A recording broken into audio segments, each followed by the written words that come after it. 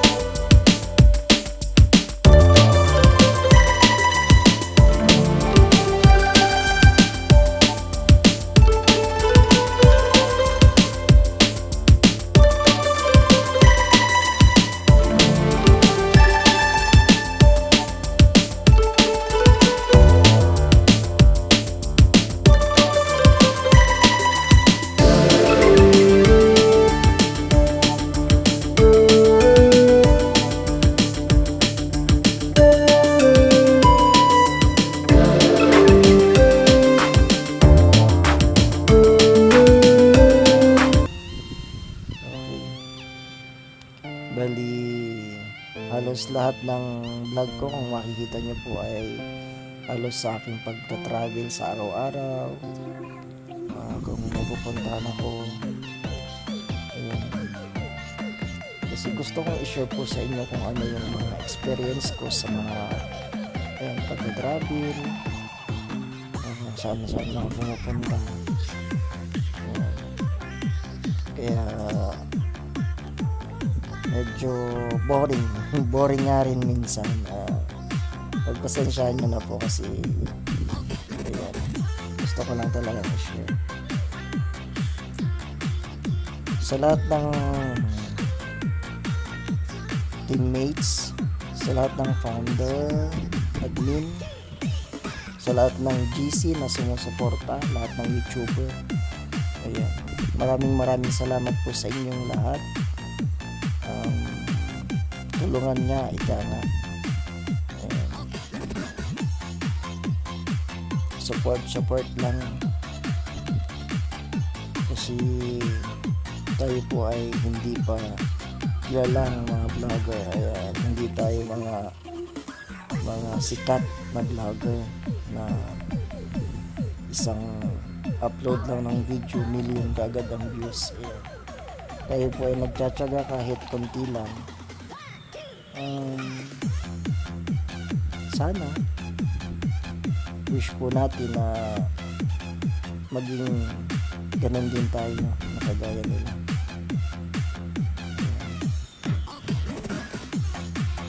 Kung may mga gusto po pala kayong i-vlog or suggestion sa aking vlog, comment below lang po sa baba para tulong na din sa akin kung ano pa ang mga dapat i-improve sa aking channel. Ayan. Sa lahat po ng hindi pa nakaka-subscribe sa aking channel, please subscribe naman po and click the notification bell para ma-notify po tayo sa mga bagong video na aking i-upload. Itong vlog po pala na to ay kinikwento ko lang sa inyo kung yan, sitwasyon dito sa Seroma. Tapos yan, share na rin sa lahat ng pupunta dito kung ano ba ang klase ng Seroma sa ngayon.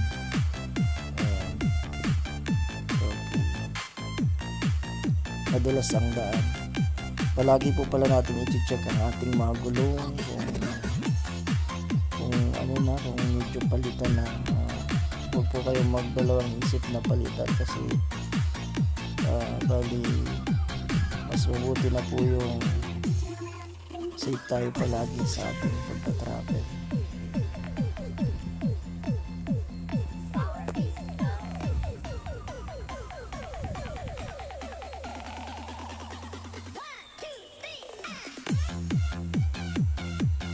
Mabuti nga tumigil na yung ulan. Kanina sobrang lakas. Pag alis ko ng bahay, hindi ka na lang nakuna ng video. Kasi mamadali tayo.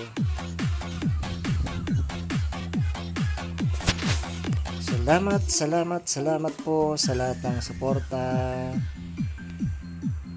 Ayan. Palike na lang po ng mga video natin. And then, pwede din po kayo mag-scroll sa aking mga upload video para ayan, nyo rin po, makita yung mga unang vlog ko dito sa Seroma. Halos lahat ng vlog ko ngayon ay baka adventure. Sa putikan, sa dagat, ayan. Kasi ganito nga ang sitwasyon dito ngayon. Pag October daw talaga yan, simula na halos araw-araw uulan. Ayan.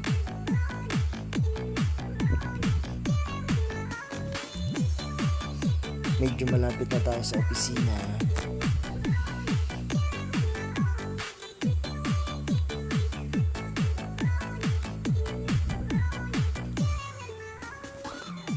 Ayan, share ko lang po pala sa inyo. Nung panahon po pala ay year 2012, 2010.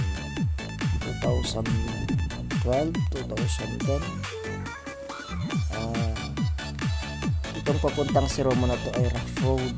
Ayan, halos 1 day, isang araw at kalahati po ang travel ng jeep. Ayan. bago po makarating ng Naga City. Ayan, pasalamat na tayo ngayon kasi tinatravel na natin ng kalahating oras simula ng Tinambak hanggang si Roma. Ayan, naalala ko year 2013. Ayan, pumunta ako dito. Hindi pa to kagaya nitong semento ang kalsada. Ang mga jeep dito noon ay may mga kadina ang gulong para hindi kumapit ang gulong pag paakyat, yung mga paakon. Ayan, para yung kadina makakatulong po yun sa pagpaakyat ng auto. Ayan. Halos lahat ng auto may mga kadina ang gulong dito. Ang motor dito noon na-experience ko, maulan noon, patuhod ang putik. Ayan, sa kalsada kasi yung kalsada sa gitna dumadaan yung tubig, wala pang mga drainage na yan. Ay swerte na ng mga nagka-travel ngayon kasi ito maganda na si Roma. Okay,